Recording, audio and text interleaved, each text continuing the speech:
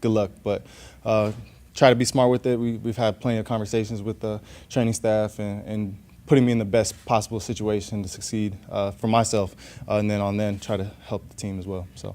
Looking back to last year, kind of what was the emotional toll of having the injury and then seeing the team go on to the playoffs and the Super Bowl and not being able to be a part of it? To me, I think it would be a bad spot for me as a teammate if I wasn't happy for everyone. I think that's when we sat down at the beginning of the year, our goal was to go to the Super Bowl. Was it to win? Yes. Did we come up short? Yes, as well. But for me, it was a spot for me to learn and truly appreciate what it's like to give myself to the teammates as well as a leader, learning, teaching, evolving. I wasn't there for the whole time because I did have my surgery and I was away from the team. But when I came back, it was like, how can I be a bright light, a great resource of teaching guys and understanding different concepts. But we came up short, and our goal is to come back this year with a chip on our shoulder and win the big one. So. Is it hard for you to be patient about coming back? Obviously you want to be smart about it, but is there part of you that's like, man, I want to get back out?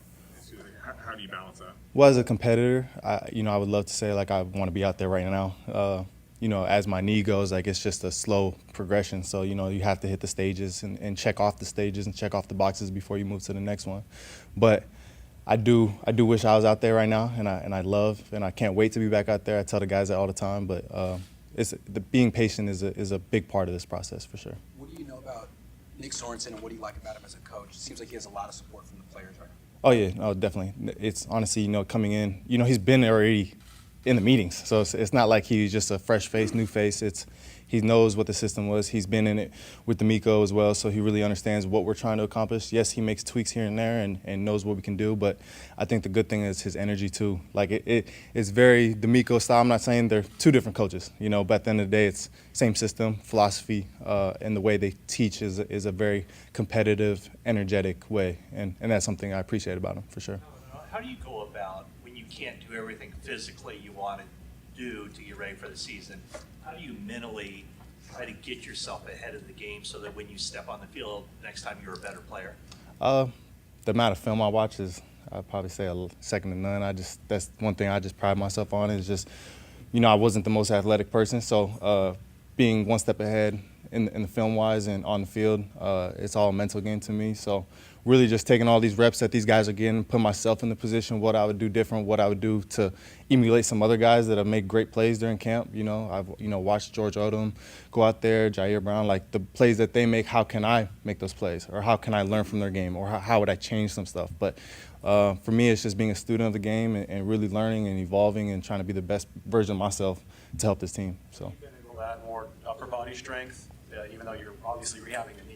You have more of an opportunity to work some of that? Definitely. I say I try. I'm not trying to be too bulky to where I can't run around, like I said. So, I've actually maintained my weight. I think that's the biggest thing is I play heavier, so I'm natural. Like a lot of safeties are probably like that 215 and under. I probably play around like 217, 218. And sometimes I play higher than that or actually a lot lower. So, to me, it's just a chance to stay in shape. I got to still get in shape. I can't come in here and tell you guys I'm running around yet. I'm still working on that. So, but trying my best for sure. How does watching up close and then so much film impact how you see the value of what you bring? Does it change at all? Do you get a better vision of how important it is what you do? Well, definitely, you learn all the mistakes that, when you watch guys do it the right way, or you put yourselves in spots to learn from other safeties. It doesn't have to be in our system too. I think a lot of people will go watch guys in our system or watch me, for instance. There's no need to watch me if there's other guys that are playing and doing higher level things across the board. I watch Antoine Winfield, Derwin James, Minka Fitzpatrick. Like you're taking all their great attributes, and your goal is to put it into a player on your team. And so, learning how to be more patient and keying your run pass keys versus just like trying to play the call or playing the concept. It takes all that, and some guys do it good, some guys don't do it great. At all. So it's just learning and trying to put that into my game for sure. You and Jay, you were watching at the back of the end zone with John Lynch, watching a few snaps. What's that like to be able to just sit back there and, chop it up and watch the practice? Well, for me, first and foremost, it's awesome just because you have a Hall of Fame safety that's our general manager. Like, anytime you have questions, you just go to him. Like, you got to learn from him. You got to be a sponge and absorb much knowledge. I think the cool thing is seeing Jair come along with it too, because he's understanding like who our GM really is. Like he understands ball. He's played at a high level, and then cool thing, I really went back and I tried to find like all the snaps that I played with Tig. Not saying Tig is, I might not, my goal is to be a starter. And a lot of people just automatically assume, oh, this year that like you're going to be a starter. My goal is to be a starter every year.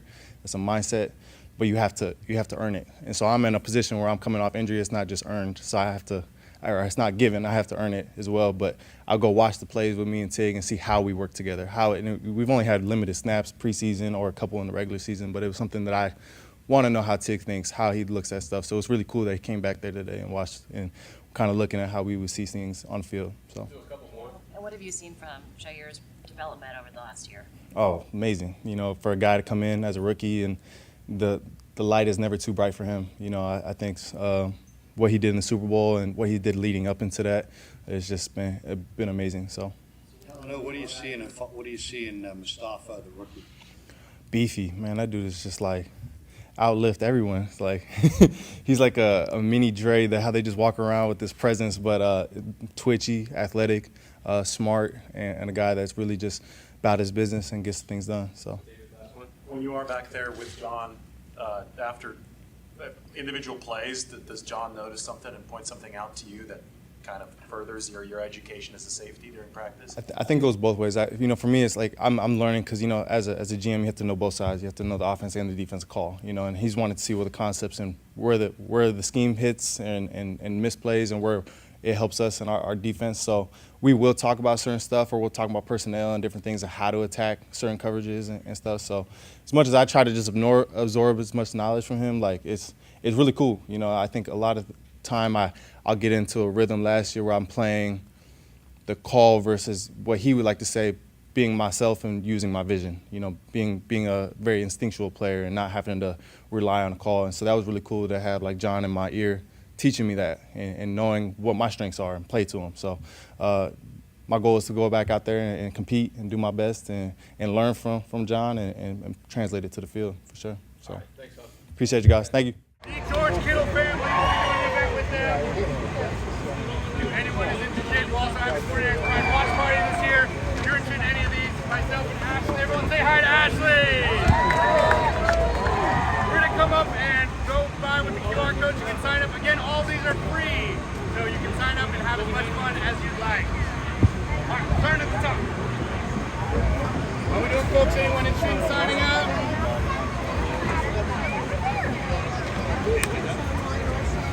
Yeah, it all leads online. Isn't shit over here? Time for the kids club? You're good.